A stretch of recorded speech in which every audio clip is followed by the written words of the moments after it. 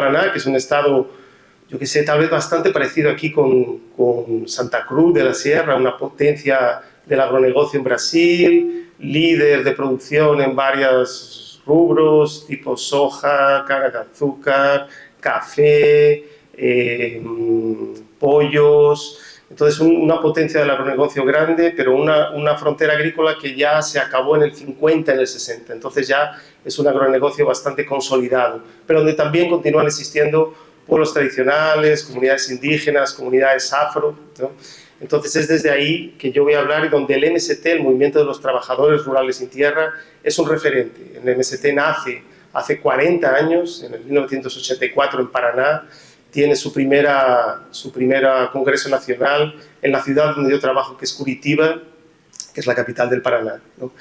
Entonces, todo eso que voy a hablar son trabajos que hemos hecho desde la universidad, pero más desde el contexto de la extensión y no de la investigación, y en una red de personas, de grupos que trabajamos desde la antropología, desde la arquitectura, el derecho, la ingeniería y la geografía, ¿no? Entonces, un ambiente bastante pluridisciplinar, y es a partir de esos conocimientos que yo traigo aquí un recorte pequeñito. Son estudios de planificación territorial que son demandas de los propios movimientos sociales o de las defensorías públicas que trabajan con esos movimientos, ¿no? Entonces, ese es el marco un poco desde el cual yo voy a intentar contar algunas cuestiones repito, de ese momento después de conquistar la tierra. Tranquilo. El sistema se está moviendo. Se está moviendo. Sí. Entonces, cuando hablo de planificación territorial, ¿de qué estoy hablando? ¿No? Una especie de, no de definición, pero sí de puesta en común para intentarnos entender, ¿no? La planificación suena como bastante del Estado o del mercado, ¿no? Y lo que estamos hablando es una planificación desde abajo. Cómo los movimientos sociales intentan proponer formas de organizar el territorio desde su propia identidad, desde su propia práctica, ¿no? Con el Estado, pero también más allá del Estado. En esa coyuntura que hemos tenido en Brasil de 6, 7 años de gobiernos absolutamente ultraconservadores, después del golpe a Dilma Rousseff en 2015, ¿no? Entonces tuvimos toda una implosión del Estado. El Estado desaparece de las políticas sociales, desaparece de las políticas de reforma agraria, de territorios indígenas, de comunidades afro. Entonces estamos hablando en esos años así también de procesos con el Estado, pero más allá del Estado, porque el Estado no aparecía.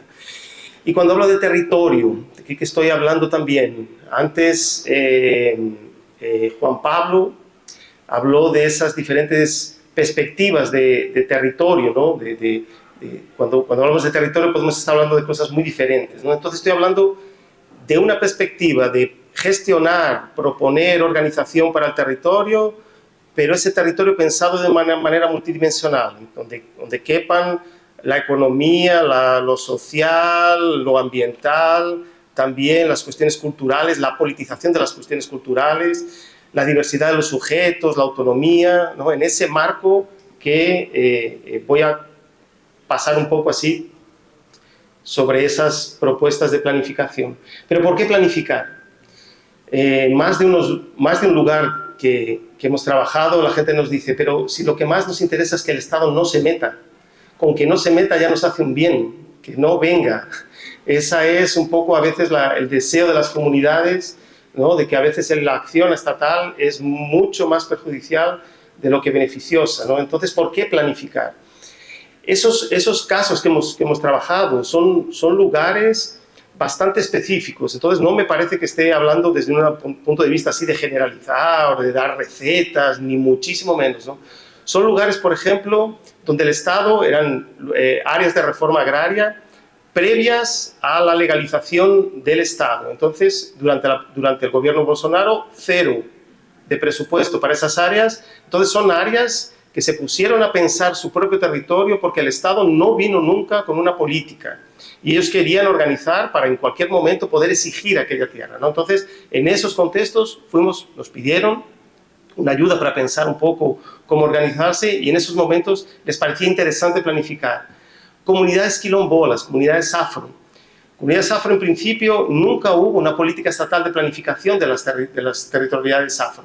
Supuestamente, las territorialidades afro ya tenían su propia forma de construirse, su propia forma de organizarse. ¿Para qué una acción planificadora?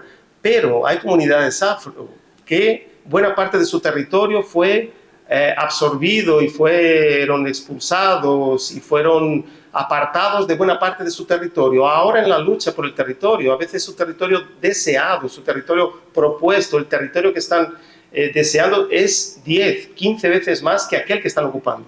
Entonces, ¿cómo pensar esos territorios mucho mayores que aquello que es el día a día de ellos y que tienen políticas ambientales en el medio, cómo expulsar a los madereros, varias circunstancias? Y los territorios indígenas, ¿no?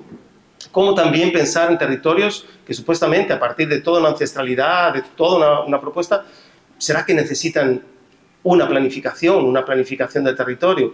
Las demandas nosotros no las trabajamos tanto, pero hemos visto que también áreas de retomada indígena, áreas donde los indígenas se están demandando porque fueron expulsados y ahora quieren volver a sus territorios. Y esos territorios están degradados, sin vegetación, con agua contaminada por agrotóxicos, ¿no? Entonces estamos hablando de, no sé, me parece que casos muy específicos donde las comunidades piden, proponen así un diálogo para pensar sus propios territorios, ¿no?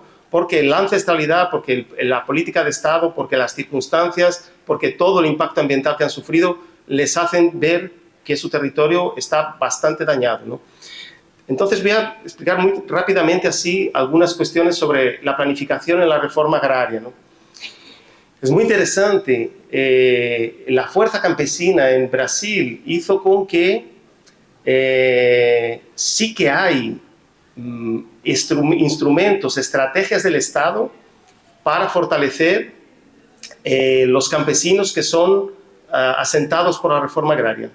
Entonces un conjunto de a veces 200, a veces 1.500 familias ocupan un territorio, demandan la tierra y hay un momento que después de mucho conflicto, después tal vez de 5, 10, 15 años, el Estado accede a repartir ese territorio y ahí viene un momento de la planificación y ahí sí los campesinos consiguieron históricamente desde los años 2000, a pesar de que la reforma agraria en Brasil, ese último, el primer plano de reforma agraria después de las democratizaciones del 88, pero los campesinos más o menos, a principios de los años 2000, tienen un instrumento para que sea de alguna manera pensado el territorio que va a ser repartido entre las familias. Se llama PDA, Proyecto de Desarrollo del Asentamiento. Vale. A pesar de eso, a pesar de que sí que existe una figura de planificación, lo que nos hemos dado cuenta al trabajar con esas comunidades, con esas 5 comunidades campesinas, es que ese instrumento de planificación está absolutamente obsoleto. Está dominado por una visión del INCRA, del Instituto Nacional de Colonización y Reforma Agraria, que se encarga de la reforma agraria, que no actualizó ni su pensamiento, ni se actualizó con los que las comunidades están haciendo, absolutamente. Entonces es un modelo de desarrollo ligado a la reforma agraria de la Revolución Verde, con una producción muy semejante al agronegocio. En uno de los lugares que trabajábamos, el INCRA quería colocar a 20 familias con 350 vacas de leche, cuando la comunidad quería 65 familias trabajando con agroecología. Y eso cambiaba completamente, inclusive la forma de repartir el territorio y la cantidad de territorio para cada familia. La agroecología, ellos veían que prácticamente con 1 hectárea individual, más 2 hectáreas en un ambiente colectivo, tenían suficiente como para alimentar y como para ganar renta y como para cuidar de su familia. Entonces nos hemos dado cuenta de eso, de que esos herramientas, estrategias que el Estado ofrece para planificar no son actuales, no están convenientemente adaptados para lo que pasa hoy. Incluso, por ejemplo, la cuestión del protagonismo de las mujeres en la agroecología, ¿no? Esa fuerza que las mujeres tienen a partir muchas veces de la huerta, detrás de la casa, del patio, ¿no? Para producir y traer una renta que a veces es mayor que la renta que el marido trae trabajando con cereales, por ejemplo. Ya estoy acabando, me quedarán 2 minutitos, ¿está bien? 3, buenísimo. La planificación en comunidades indígenas también tiene una ley de 2012, pero solo ahora en 2023 se creó un comité gestor.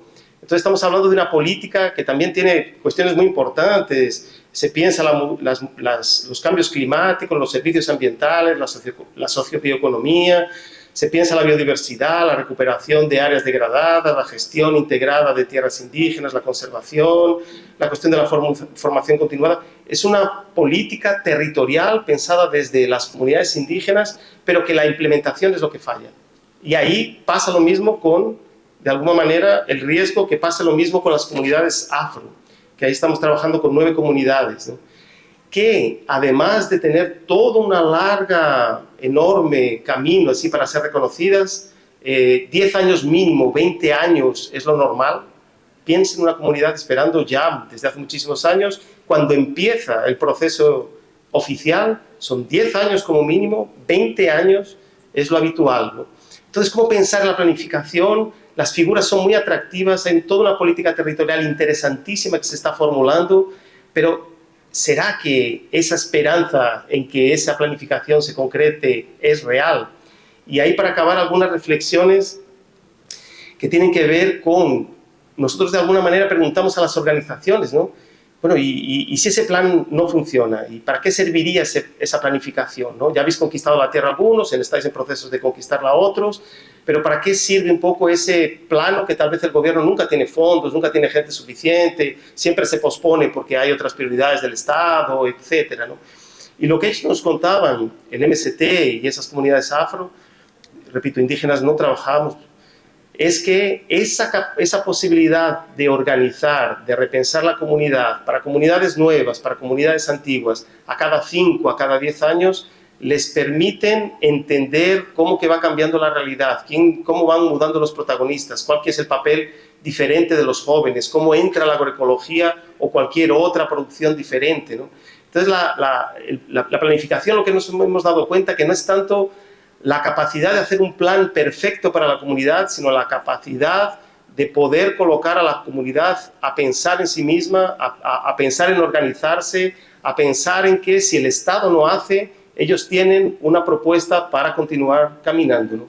Entonces, en ese sentido, cero posibilidad de compartir con ustedes aquí una receta de cuál es la mejor planificación para cada territorio, pero sí esa posibilidad de que la comunidad, repensándose, acaba también, y eso está pasando con el movimiento Sin Tierra y con esas áreas de planificación de 1 hectárea, la capacidad del movimiento, cuando está organizado, de imponer agenda política para el órgano institucional que hace la reforma agraria. En Paraná, de media, son 10 a 20 hectáreas que el INCRA da para cada familia. Las familias están reivindicando, las familias a través del SMST, están reivindicando menos área porque permite más personas asentadas y porque permite enfrentar algo que me parece que aquí también pasa, que es los altos precios de la tierra.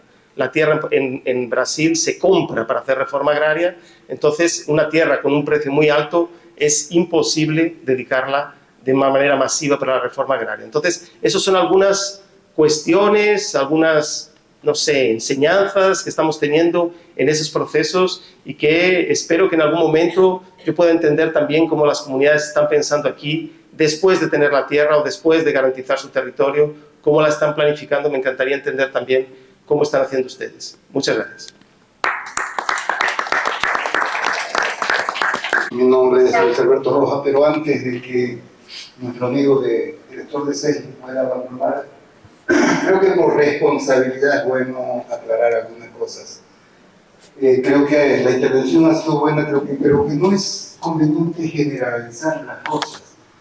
Creo que efectivamente en algunos lugares del país, del Estado plurinacional, existe una disputa por la tierra entre campesinos indígenas, o puede buscar el poder del agronegocio o el capitalismo entre el empresario, el campesino o el intercultural.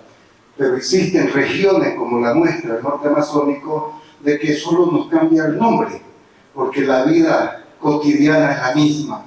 Hacemos lo mismo, peleamos nuestros derechos en conjunto y hemos peleado y resistimos hasta ahora el tema del ingreso de lo que un amigo decía, alienígenas, los interculturales. Entonces creo que el territorio y nuestros bosques para nosotros es vida y es sagrado. Gracias.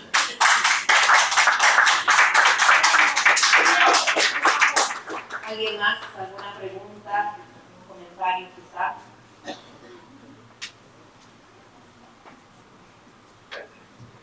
Tal vez una acotación a lo que decía el colega de Brasil. En Bolivia la tierra lamentablemente es gratuita, ¿no? Para las personas que piden dotación, el gobierno no les cobra ni un centavo. Eso genera de que haya muchos asentamientos ilegales y mucho tráfico de tierras, ¿no? Hay palos blancos, ya sean empresarios bolivianos, paraguayos, brasileños, colombianos, que ponen gente, ¿no? A nombre de bolivianos, y esa tierra corresponde a otras personas. Entonces es un gran problema que tenemos en Bolivia en el precio de la tierra, ¿no?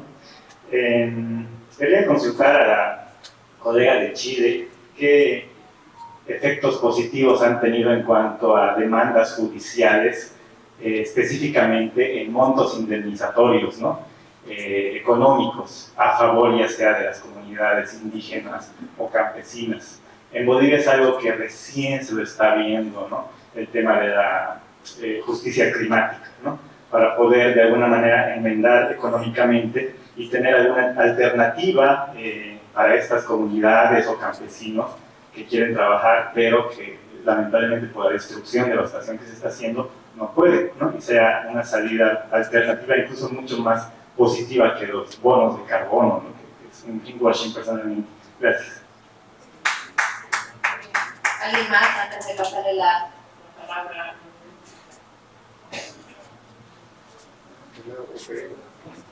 Bueno, muy buenas noches a todos.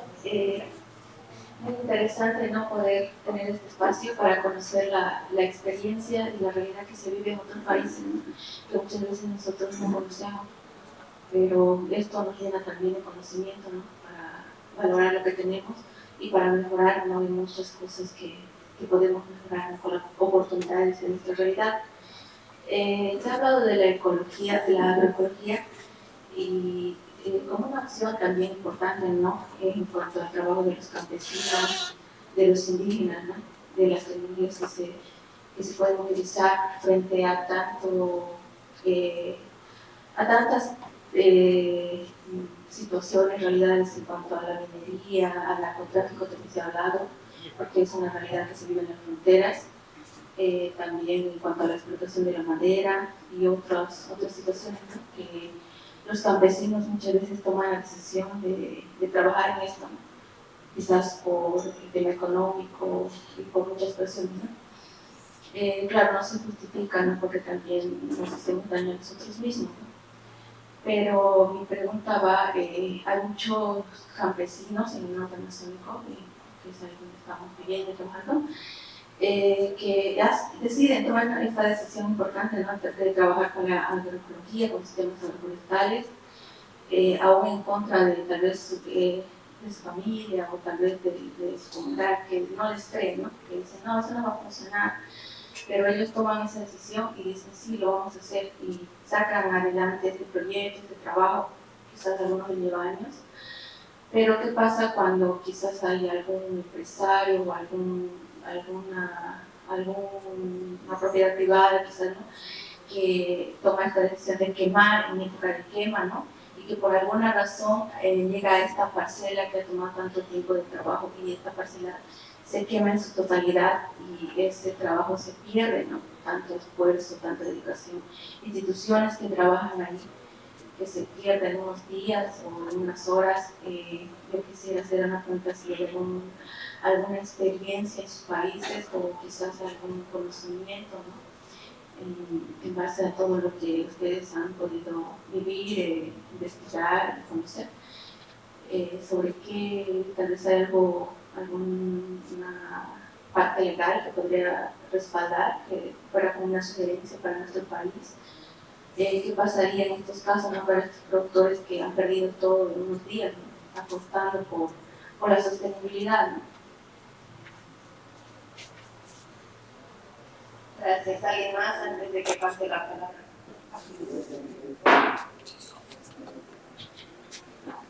Buenas noches para todos. Bueno, mi nombre es Manuel Cuarié, el dirigente de la regional Bacarí, del departamento de Beni. Bueno, mientras no nos den la oportunidad muchas veces de decir lo que queremos y lo que sentimos, y siempre voy a reclamar, a cuántos eventos internacionales siempre he participado, y lamentablemente, a veces puro técnicos, los que tienen sueldo son los que participan menos, la gente pobre que viene de los lugares. Es buena la experiencia de todos los países. Brasil con el MST, cuántas veces nos hemos unido, hemos compartido el trabajo, lo mismo. En Ecuador también hemos participado en la elaboración de su constitución. Hemos estado en Chile, donde no hemos ido a traer experiencia para hacerlo lo mejor. Tenemos las mejores leyes del mundo, pero los operadores son los que nos liquidan en este caso. Para nosotros está bien claro el tema de la tierra, muy claro, similar de lo del Ecuador, ¿no? Pero la pregunta es, mientras los operadores de nuestro país entiendan que Bolivia no es Santa Cruz, no es Cochabamba, no es La Paz. Yo les voy a decir con toda honestidad, hasta donde he viajado, hasta el 2009, solo reconocía Santa Cruz, La Paz, Cochabamba. Lo que se reconocía eran los pueblos quechua, aymara y guaraní. El resto que se lo coma Bobby. Hace 15 años que más o menos recién estamos en vigilancia, y eso, mientras no nos saquemos de que yo tengo que llegar a mi región de aquí en casi 40 horas si me voy por tierra, mientras que el de aquí alza un avión y se va a La Paz en 20 minutos. Esa es la gran diferencia que tenemos cuando no conocemos nuestro territorio donde vivimos. Entonces, una reflexión para todos que estamos acá, de repente somos los dirigentes más antiguos y que hemos logrado muchas cosas en este país. El bloque del norte, el bloque oriente, formamos el bloque altiplano, el bloque de los valles, y así pudimos tener esa constitución que alguna vez no quisimos que sea una constitución parlamentaria. Quisimos que sea una verdadera constitución que los bolivianos hayamos hecho. Lo trabajamos, sí, pero quienes decidieron aprobarla fueron 4 en el Parlamento y nos dejaron afuera a toda la sociedad civil, y es donde estamos ahorita. Eso como reflexión. Muchas gracias.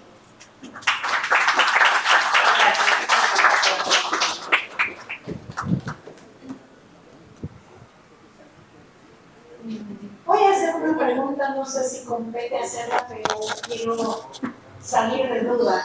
Yo pertenezco a un movimiento, el Movimiento en Defensa del Valle de Tucabaca. Somos defensores del Valle de Tucabaca. Me imagino que los que están aquí han oído hablar, no digo que lo conozcan, pero por lo menos han oído hablar, cuán importancia tiene y cuánta importancia tiene. Entonces, mi pregunta es la siguiente. Cuando nosotros como ciudadanía organizada denunciamos a las autoridades nacional, departamental, municipal, denunciamos que están vulnerando la tierra y lo denunciamos con pruebas. Y como decía el señor, todos son de gabinete, todos son de cajones, empapelan las denuncias y nadie hace nada. ¿Qué podemos hacer nosotros para defender esas tierras que están siendo vulneradas? Esa es mi pregunta. Gracias, muy amable. Voy a empezar a pasar la palabra por Colombia. Gracias. Bueno, lamentablemente mi respuesta no va a ser muy favorable, pero también es la realidad de Chile y de la normativa chilena, ¿ya? Entonces, no quiero desincentivar que lo intenten aquí, la vía que ya están experimentando, las indemnizaciones, cuando existen daños, todo eso al medio ambiente, y no solo al medio ambiente, sino a las actividades económicas que ejercen y todo eso. ¿Qué pasa en Chile? Que una vez que existió esta institucionalidad ambiental, todas las demandas civiles o por daños, por problemas entre particulares, los tribunales ordinarios, los tribunales comunes y corrientes dijeron, bueno, ahora hay una institucionalidad especialista, técnica, que maneja todos estos términos, así que vaya ahí primero. Y esta institucionalidad, dentro de las acciones que se permite ejercer, la que en este caso correspondería utilizar es la demanda, la acción por daño ambiental. Pero como es por temas ambientales, lo que se busca es la reparación del medio ambiente dañado. O sea, yo puedo demandar a tal persona, el juez me puede dar el favor a mí y a mi comunidad, pero la condena va a ser decir que esta persona es responsable y condenarlo a que remedie, genere determinadas acciones para restaurar el medio ambiente. Y luego de eso, con esa sentencia, se puede ir a la justicia ordinaria, pedir la correspondiente indemnización. Y a la fecha ha sido muy difícil, primero, que los tribunales de justicia declaren que existe daño ambiental, porque los estándares de prueba son muy difíciles para las comunidades de cumplirlo. Y la brecha es enorme, o sea, las empresas tienen toda la información en sus manos y las comunidades con suerte tienen recursos para pagar a un abogado que arme todo el asunto y los vaya a representar. Entonces mucho menos van a tener a veces los antecedentes, la prueba suficiente que requiere el tribunal para definir finalmente que hay daño ambiental. Entonces, hasta la fecha, la verdad, no conozco algún caso que se pueda decir lograron finalmente la indemnización. Y además son procesos muy largos, los de daño ambiental, y también cuando después quieres ir a la justicia ordinaria por indemnización, también son procesos largos. Esa, lamentablemente, es la realidad. Y por eso digo que no hay que descansar en lo jurídico, no hay que soltar los territorios, porque también hay que tomar las riendas de esto y hacer los cambios en los territorios, ocupar los territorios, pelear ahí, porque las disputas se dan ahí en la realidad. No dejar que entren, y si entren, sacarlos de alguna forma, de la mejor manera posible, pero no confiar plenamente en los procesos judiciales porque en sí mismos son lentos y las comunidades suelen estar en desventaja por los altos estándares de prueba y la demora y los recursos que se necesitan para acceder a abogados. Al menos en Chile no hay una defensa especializada pública en asuntos ambientales. No hay un defensor del pueblo que se dedique a tomar causas ambientales. Y por eso también es el motivo de la ONG en la que pertenezco, de poder entregar ese servicio a quienes podamos. Esa sería la experiencia, pero de todas maneras siempre hay que intentarlo. No estamos en condiciones de restarnos de ninguna etapa, de ninguna arista, pero aprovechar todas en cada momento según sea necesario. Y ahí es importante quizás también la planificación, no solo territorial, sino de todas las estrategias que tengamos disponibles. Eso.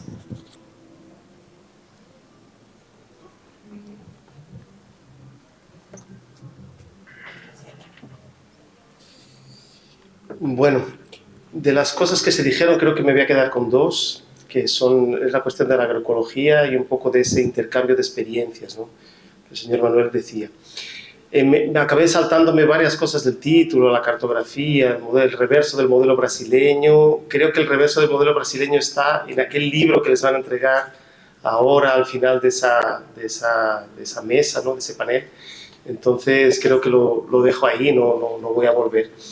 Pero sí que me interesa esa cuestión de la agroecología, ¿no? Que comentaba la compañera, que no la localiza ahora, pero que hablaba desde la región de amazónica y que tenía esa cuestión de la tierra quemada, ¿no? Después de invertir, después de a veces ir contra la comunidad, millones de dificultades, resulta que a un empresario se le ocurre quemar y se va todo al garete, ¿no? Como Ninón decía, no son fáciles así ninguna solución, pero, por ejemplo, en Brasil lo que hay es un fortalecimiento de la agroecología con varias organizaciones, MST, pero también organizaciones de sindicatos, de trabajadores rurales, con agricultores familiares independientes. Entonces, durante muchos años, el fortalecimiento de la agroecología desde el punto de vista institucional hace que sea más difícil, por ejemplo, que pase una cuestión de esas del fuego y no pase absolutamente nada, porque hoy la agroecología está en la ley, pero está también en la práctica. Entonces, la agroecología alimenta las escuelas, la agroecología alimenta los hospitales, las guarderías. Entonces la agroecología se volvió ley. En mi estado, en Paraná, en 2030, toda la merienda escolar deberá ser agroecológica. No se va a cumplir, sabemos que no se va a cumplir, pero está ahí un desafío y un reconocimiento de esa agroecología. No tengo ni idea cómo es ese reconocimiento aquí en Bolivia, pero me parece que un camino para intentar luchar e intentar defender esos procesos puntuales de perjudicar a la agroecología tienen a ver con un fortalecimiento en masa de las organizaciones campesinas, indígenas y demás sobre la agroecología. Y solo una cosa pequeñita, así a raíz un poco de lo que el señor Manuel decía sobre los intercambios, ¿no? ¿Cuántos intercambios? ¿Cuánto conocer otras experiencias? Intercambiar con MST y con otros lugares de América del Sur y del mundo, ¿no? Y una cosa que yo tengo para decir sobre eso es que, sin duda, nosotros estamos hoy hablando aquí, ¿no? Pero afortunadamente el IPDRS nos va a brindar la oportunidad también de escuchar a las comunidades, ¿no? Hacer trabajo de campo, y eso va a ser excelente, ¿no? Para que no parezca que venimos a dar algún recado, alguna receta. Pero lo que sí que puedo decir es que, por ejemplo, el Movimiento Sin Tierra, yo trabajo con el Movimiento Sin Tierra desde 1996, y lo que he visto es que todos esos debates, todos esos encuentros, todos esos diálogos, todos esos intercambios de experiencia han hecho del Movimiento Sin Tierra un movimiento más comunitario. Hace unos años el Movimiento Sin Tierra no pensaba en las cuestiones comunitarias, de sociabilidad, en las cuestiones que parecen más cuestiones tal vez indígenas o afros o de la ancestralidad. Y hoy el Movimiento Sin Tierra, para pensar sus territorios en Paraná y en esas experiencias que nosotros estábamos participando, nos demanda que pensemos en establecer territorios que tengan áreas comunitarias, vida comunitaria, sociabilidad, ¿no? Y eso no viene porque sí, eso viene de esos intercambios tan lindos que se han hecho entre las organizaciones en esa parte del mundo, ¿no? Muy bien, gracias. Ahí, paso para acá.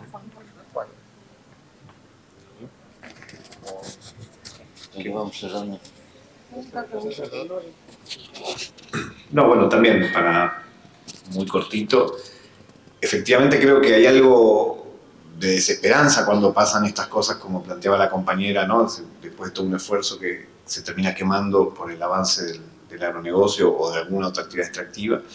Pero creo que ahí hay algo que nos decía John Berger, un pensador y artista y escritor muy ligado a los mundos campesinos de Europa, pero que él hablaba de los campesinos, y uno podría decir también de los pueblos indígenas, como una clase superviviente, ¿no?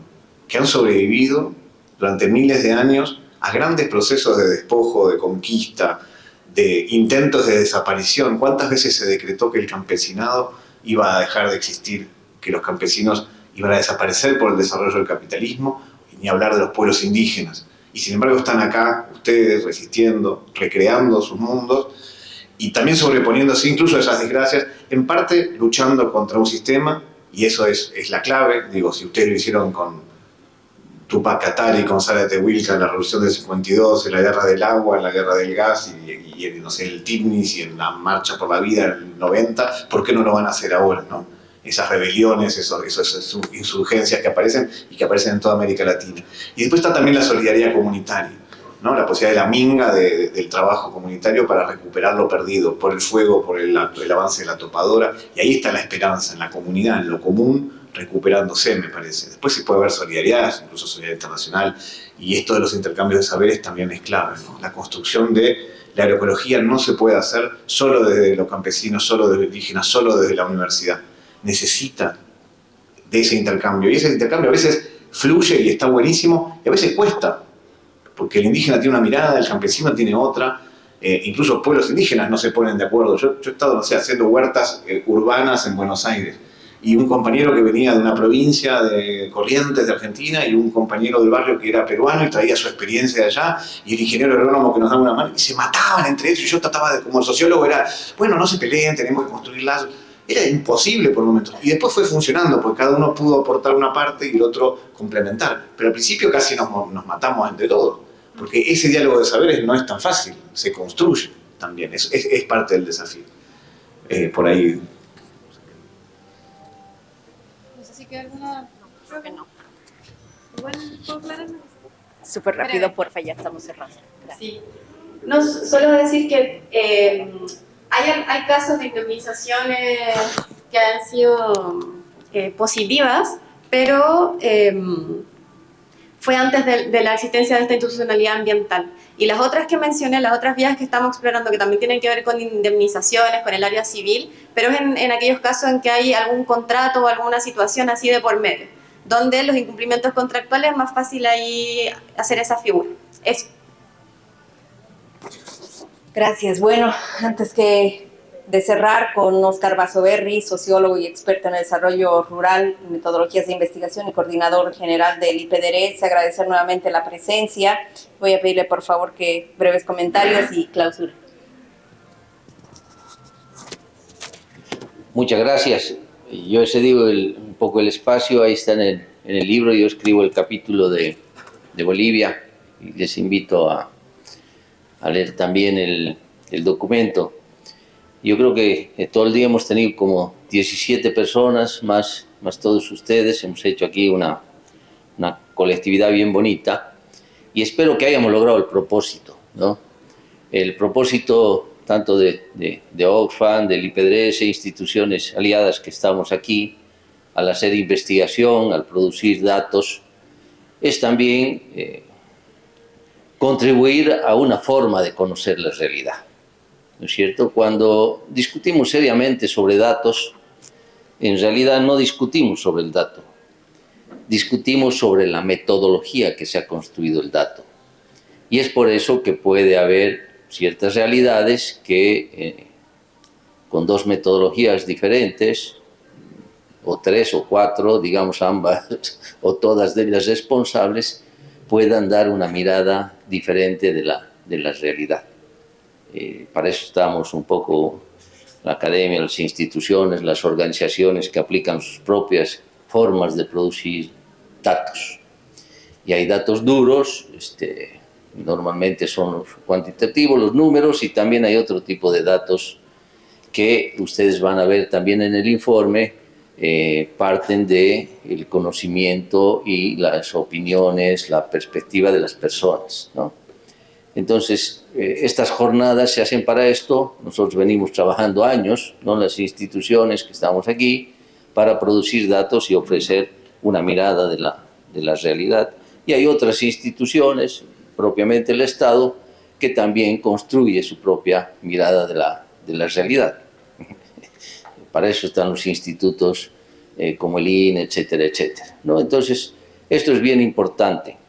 Ahora, también hay que tomar en cuenta que hay otra fuente de dato, normalmente en las redes sociales, ¿no? Que es aquel dato que no tiene un sustento real, digamos, práctico ni metodológico, que se difunde para confundir, ¿no es cierto? Y esa difusión que se hace para confundir también, por supuesto, genera percepción de las personas y también genera política pública, ¿no? Entonces, con esta recomendación, este es el interés de estos espacios, porque a partir de los datos también tenemos representaciones sociales, tenemos actores sociales y tenemos finalmente la construcción de la política pública y quienes nos representan en el Estado, ¿no? En el documento intentamos hablar del Estado no solo como el órgano central, sino también en el Estado, en sus diferentes niveles. En Bolivia todos los niveles tienen la responsabilidad constitucional de construir datos, ¿no es cierto?, de manera que puedan también tener política pública y poder hacer estos instrumentos de planificación, y por supuesto también las organizaciones campesinas, indígenas, etc. La última reflexión tiene que ver con los conceptos, porque el dato también tiene un concepto, ¿no? Aquí nos preguntan mucho los colegas que han venido quiénes son los interculturales, cuál es el límite entre campesino, intercultural, pueblo indígena, y efectivamente yo, que trabajo estos temas, es también una construcción, ¿no? Estamos entre todos intentando construir esto que en la Constitución se modificó, y tampoco tenemos así unas delimitaciones muy claras y muy estrictas, ¿no? Entonces, en estos documentos recuperamos un término que usan los brasileros, que es la guerra de los datos, ¿no? Las instituciones intentamos a través de estas publicaciones y las formas de comunicar, porque este es un espacio, pero también utilizamos muchos otros instrumentos para comunicar los datos, y ojalá estos datos también nos ayuden a las representaciones sociales y a la conformación de lo que finalmente va a desembocar, que son las políticas públicas y quienes nos representan allá. Muchas gracias a todos por su paciencia, gracias a cada una de ustedes, a cada uno de ustedes. Gracias.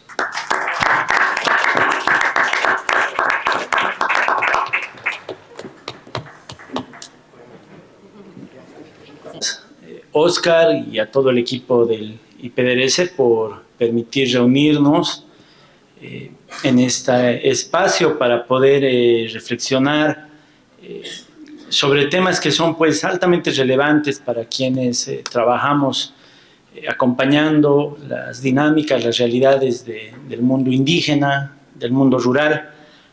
Creo que en un contexto de disputas, de conflictos y de transformaciones, espacios como estos son necesarios, en los que no solamente analicemos lo que ocurre en Bolivia, sino podamos ver más allá de nuestras fronteras, podamos identificar que los problemas son globales, que los procesos también son globales, son regionales, y que a partir de esto podamos encontrar mayores elementos para enriquecer nuestro debate y el trabajo que hacemos junto a las organizaciones indígenas, campesinas, acá en Bolivia. Es muy grato compartir el espacio con personas con tanta experiencia, escuchando las exposiciones de todos y todas. He podido ver que es necesario, creo a nivel regional y principalmente en el país, hacer un análisis de la composición social, esto que planteaba el compañero de Argentina, la composición social de la tenencia de la tierra, en el caso boliviano, luego del cierre del último ciclo de reforma agraria, que para Bolivia es la reconducción comunitaria de la reforma agraria. Y esto implica el analizar cómo se ha reconfigurado este escenario de tenencia de tierra luego de una acumulación política y social muy importante del sujeto indígena, sujeto campesino, pero también el poder que ha mantenido los grandes capitales, los grupos terratenientes, principalmente en la región acá de Santa Cruz, y que han determinado de alguna manera la composición del marco normativo que mantiene la pervivencia pues de este modelo vinculado al agronegocio, y que paulatinamente ha ido pues transformando al sujeto campesino, colonizador, intercultural, en sus demandas, en sus agendas. Entonces, creo que es importante discutir este aspecto en mayor profundidad. En los últimos 2 meses, por lo menos, a diferencia de lo que ocurría el 2019 o el año pasado, en un escenario de tragedia ambiental como la que estamos viviendo, nos hemos puesto a analizar quiénes son los responsables de los incendios forestales. De ahí vemos claramente que son empresarios, es la gran empresa, la mediana empresa, pero al mismo tiempo son comunidades campesinas e interculturales que se están disputando el control del agronegocio. Y esta disputa encuentra en medio al sujeto indígena, a la propiedad colectiva, que constituye aún un escenario, zonas de frontera en relación a la expansión del modelo extractivista, el monocultivo. Entonces es importante analizar con profundidad, por lo menos en el caso boliviano, estas transformaciones al interior de los sujetos del mundo rural. El campesino, el colonizador, ahora conocido como intercultural, no es el mismo campesino, no es el mismo colonizador de hace 30 años, ¿no? Entonces su agenda, su perspectiva de desarrollo es otra, y conocer estos elementos es necesario para plantearnos alternativas.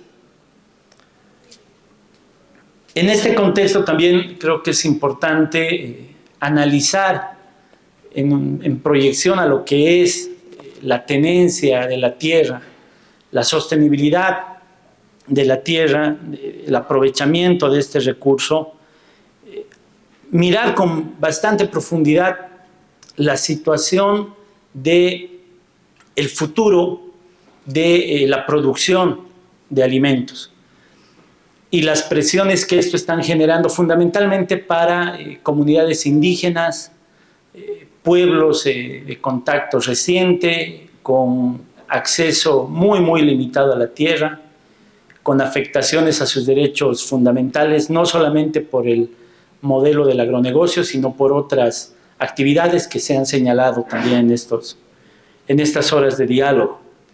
Y esto nos tiene que llevar a pensar el futuro del modelo de producción en esta perspectiva totalmente agrarista.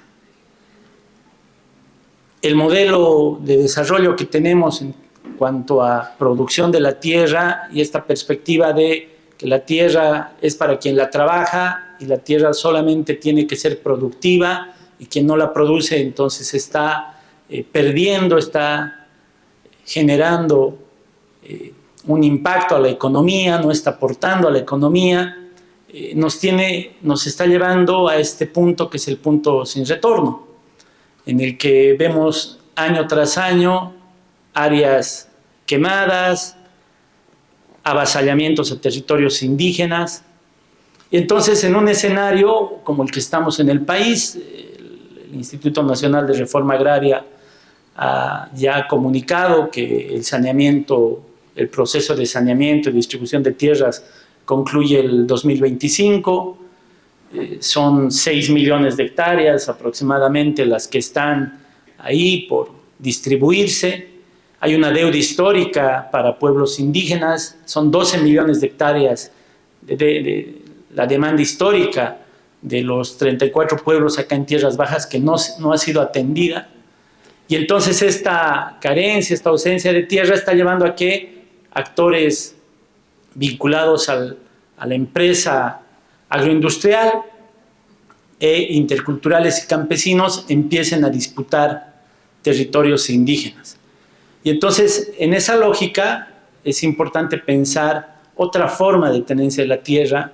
Habrá que discutir entonces si el modelo agrarista es el modelo más adecuado o pensar en otras formas en las que el cumplimiento, por ejemplo, de las funciones ecológicas o ambientales, la forma en la que se reconoce propiedad colectiva a favor de comunidades indígenas que son recolectoras y cazadoras, que no son básicamente agrarias y que están sufriendo en realidad más estos despojos, son las vías para pensar en un modelo más sostenible. Me parece también, escuchando las exposiciones, que frente a este contexto de disputas, de transformaciones y de profundas vulneraciones a los derechos humanos, se presentan nuevos espacios de disputa. Y uno de esos, evidentemente, es el Acuerdo de Escazú. Un acuerdo que nos permite, sí, pensar en una mejor protección a los derechos de las y los defensores del medio ambiente. En Bolivia no tenemos en este momento, y esperemos no llegar a situaciones como las que vive Colombia, Perú, otras regiones de Centroamérica, pero paulatinamente el incremento de las ilegalidades, de los extractivismos, nos están llevando a esto, ¿no? Y entonces pensar en fortalecer un ejercicio, una aplicación de instrumentos como estos, vinculando a instrumentos que ya están vigentes, en el caso de los pueblos indígenas, como el Convenio 169, la Declaración de las Naciones Unidas, articular esta perspectiva de defensa ambiental a la defensa territorial. Es un escenario también ahí que se tiene que ir abonando, se tiene que profundizar. Me parece también que es importante pensar en profundizar las alternativas al extractivismo. Instituciones como la que dirijo, el CEGIS, que nos hemos especializado en la defensa, en la promoción de derechos humanos, muchas veces en nuestro accionar nos vemos limitados o rebasados frente al capital.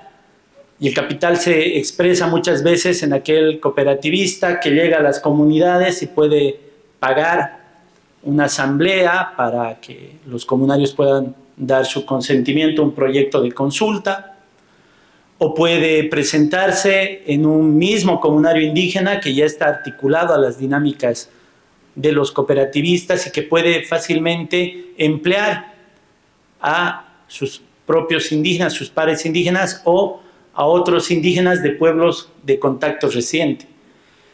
Entonces, en ese contexto es importante plantear alternativas en una perspectiva no solamente económica, sino también alternativas en la perspectiva de fortalecer la soberanía territorial de las comunidades. Entonces hay experiencias, metodologías con una perspectiva más política, como la agroecología, u otras experiencias que, como CEGIS y otras instituciones, estamos apoyando principalmente en la Amazonía Sur, una región que está sufriendo la presión del agronegocio a partir del cambio del plan de uso de suelos. Son importantes. Y son importantes en la perspectiva de dotarle una mirada más política, es decir, salir, digamos, de la mirada solamente económica, sino darle una perspectiva política y un enfoque de derechos. Finalmente, creo que ha sido un panel muy, muy interesante, muy integral. En esta última exposición, respecto a la planificación, los planes de vida, me parece importante, sí, al igual que esta mirada de las alternativas, es necesario concentrarnos en la dinámica, en contextos de construcción de estos planes de vida, en la riqueza de la construcción y la discusión política de estos planes. En Bolivia creo que nos hemos vuelto expertos en la sociedad civil que trabaja con organizaciones indígenas fundamentalmente en construir planes de vida, ¿no? Presentamos unas Biblias ahí con unos diagnósticos, unas caracterizaciones territoriales interesantes, unos mapas a todo color, pero en ese ejercicio muchas veces olvidamos la reflexión o dejamos de lado o no le damos mucha importancia a la reflexión política, a pensar en proyección al territorio indígena, a analizar cómo se está transformando la tenencia, el aprovechamiento de los recursos, cómo están respondiendo las comunidades indígenas a las transformaciones territoriales dadas por el cambio climático, cómo están respondiendo a problemáticas como la migración, cómo están respondiendo a problemáticas como la salud, la educación, cómo están respondiendo a un contexto en el que, de manera contradictoria, un Estado plurinacional con autonomías se encarga más bien de centralizar la planificación y restringe cualquier posibilidad de una articulación a la planificación territorial, comunitaria, en relación con el Estado. Entonces, ahí también hay un reto, yo comparto plenamente, no hay una forma de hacer planes de vida, sino hay distintas formas que emergen y están presentes en cada uno de los territorios. Esos mis aportes. Yo nuevamente quiero agradecerles por sus valiosos comentarios, exposiciones. Lamentablemente yo voy a tener que dejar el panel, porque tengo que tomar un vuelo a La Paz para estar mañana también con ustedes. Pero nuevamente muchas gracias, Oscar, muchas gracias a los amigos de Oxfam y a ustedes. Gracias, Miguel.